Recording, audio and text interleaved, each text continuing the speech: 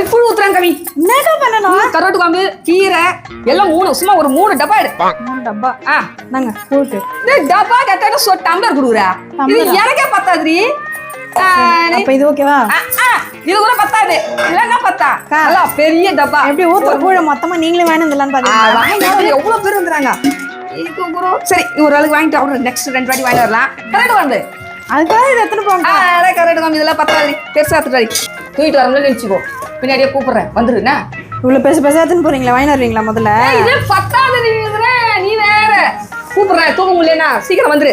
யாராவது கும்பல சண்டை போடுறாங்கன்னா சொல்லுங்க வரேன். நீ ஊத்தா